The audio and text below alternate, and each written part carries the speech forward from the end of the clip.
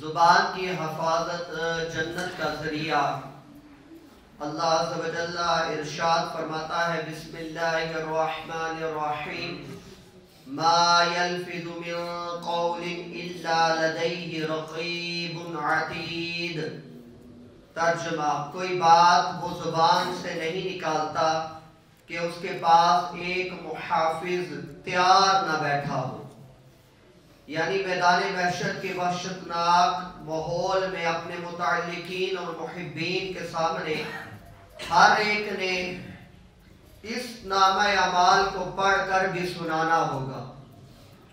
اللہ عز و جل ارشاد فرماتا ہے بسم اللہ الرحمن الرحیم وَنُخْرِجُ لَهُ يَوْمَ الْقِيَامَةِ كِتَابًا يَلْقَاهُ مَنشُورًا اقْرَأْ كِتَابَكَ کفا بنفسک اليوم علیک حسیبا۔ ترجمہ، اور اس کے لیے قیامت کے دن ایک نوشتہ نکالیں گے جسے کھلا ہوا پائے گا۔ فرمایا جائے گا کہ اپنا نامہ اعمال پڑھ، آج تو خود ہی اپنا حساب کرنے کو بہت ہے۔ یعنی جو اس نے بولا ہوگا قیامت والے دن وہی پڑھنا پڑے گا۔ اکابرین رحم اللہ المبین فرماتے ہیں زبان ایک درندے کی مانند ہے، اگر تم اسے باندھ کر نہیں رکھو گے تو یہ تمہاری دشمن بن جائے گی اور تمہیں نقصان پہنچائے گی۔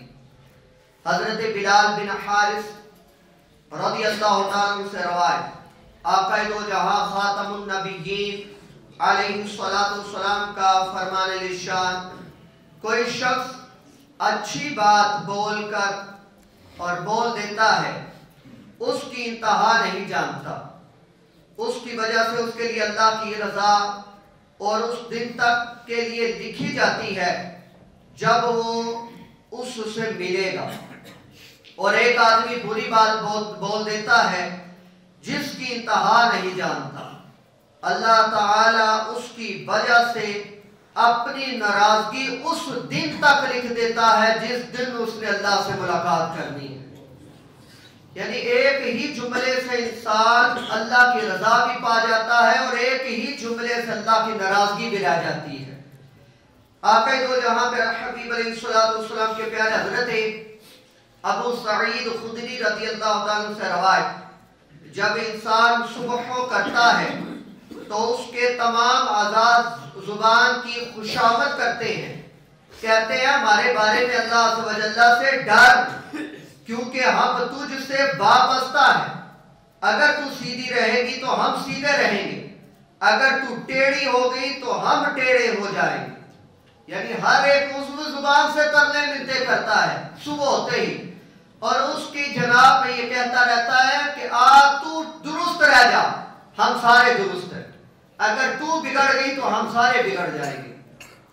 آقا علیہ السلام نے ارشاد فرمایا فحش کلامی یعنی بری گفتگو سے بچو، کیونکہ اللہ عز و جل فحش اور فحش کہنے کو پسند نہیں فرماتا۔ آقا علیہ السلام نے ارشاد فرمایا مومن عیب نکالنے والا، لعنت کرنے والا، گندی گفتگو یعنی فحش کلام کرنے والا اور بے حیا نہیں ہوتا۔ آقا علیہ السلام نے ایک اور جگہ ارشاد فرمایا ہر فحش کلام کرنے والا جنت میں اس کا داخلہ حرام ہے، اتنی سختی ہے۔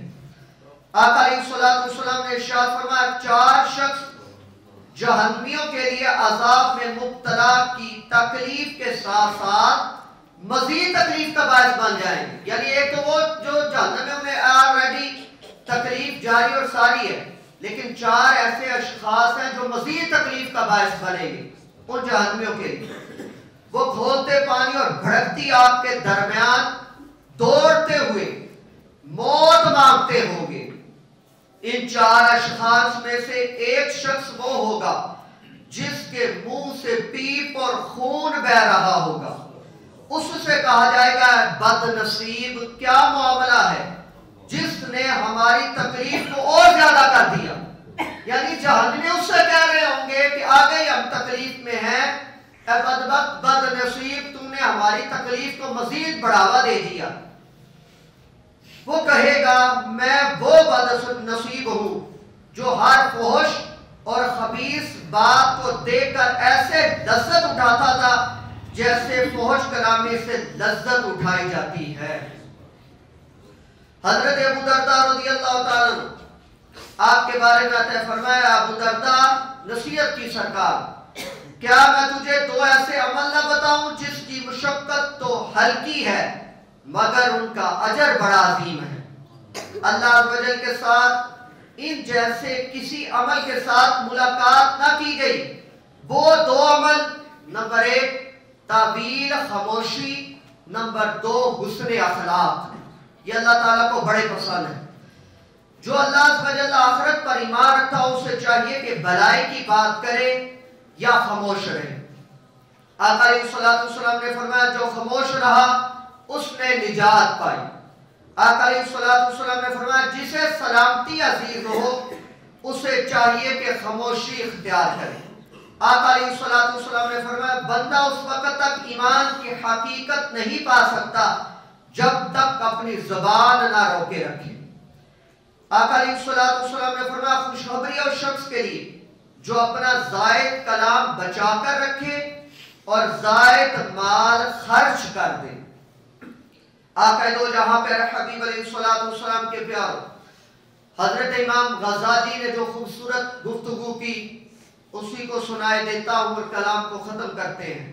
آپ نے 4 طرح کی گفتگو فرمائی، 4 جملے ارشاد فرمائے۔ نمبر 1 فضول باتیں کرامن کاتبین کو لکھنی پڑتی ہے، لہذا آدمی کو چاہیے کہ ان سے شرم کرے اور انہیں فضول باتیں لکھنے کی زحمت نہ دے۔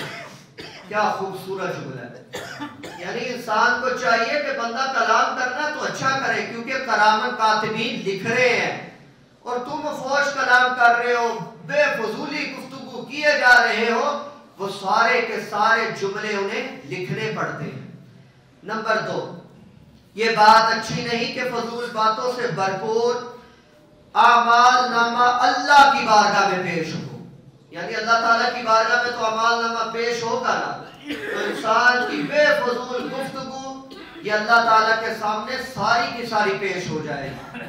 نمبر 3 اللہ عز و جل کے درمیان میں دربار گوہربار میں تمام مخلوق کے سامنے بندے کو حکم ہوگا کہ اپنا اعمال نامہ پڑھ کر سناؤ۔ اب قیامت کی خوفناک سختیاں اس کے سامنے ہوگی، انسان برہنہ ہوگا، ننگا ہوگا، سخت پیاسا ہوگا، بھوک سے کمر ٹوٹ رہی ہوگی، جنت میں جانے سے روک دیا گیا ہوگا اور ہر قسم کی راحت اس پر بند کر دی گئی ہوگی۔ غور کیجئے کہ ایسے تکلیف دہ حالات میں فضول باتوں سے بھرپور اعمال نامہ پڑھ کر سنانا کس قدر پریشان کن ہوگا کہ انسان اتنی دردناک کیفیات سے بھی گزر رہا ہے اور پڑھنا کیا ہے؟ وہی فضول گفتگو جو دنیا میں کرتا ہے۔ نمبر 4 بروز قیامت بندے کو فضول باتوں پر ملامت کی جائے گی اور اس کو شرمندہ کیا جائے گا، بندے کے پاس اس کا کوئی جواب نہ ہوگا اور اللہ عز و جل کے سامنے شرم اور ندامت سے پانی پانی ہو جائے گا۔ حضرت سیدنا صدیق اکبر رضی اللہ تعالیٰ اسی وجہ سے آپ کے بارے میں آتا ہے کہ آپ اپنے منہ مبارک میں پتھر رکھا کرتے تھے تاکہ اس کے ذریعے اپنے آپ کو فضول گفتگو سے روک لیں۔ حضرت سیدنا افضل البشر بعد الانبیاء بالتحقیق حضرت سیدنا ابی بکر صدیق رضی اللہ تعالیٰ کا یہ معمول مبارک ابا بزی وقار دنیا چند روزہ ہے، اس میں بھی اگر انسان نے نامہ اعمال میں صرف فضول گوئی لکھوا دی تو بروز قیامت کوئی جواب ہمارے پاس موجود نہیں ہے۔ زبان کی جتنی ہو سکے حفاظت کیجئے، یہی زبان انسان کو جنت میں لے کر جانے والی ہے اور یہی زبان جہنم میں لے جانے والی۔ اللہ رب العزت کی بارگاہ بے کس پناہ میں دعا میں اللہ تعالیٰ اس زبان پر ہمیشہ ذکر الہی کرتے رہنے کی توفیق عطا فرمائے۔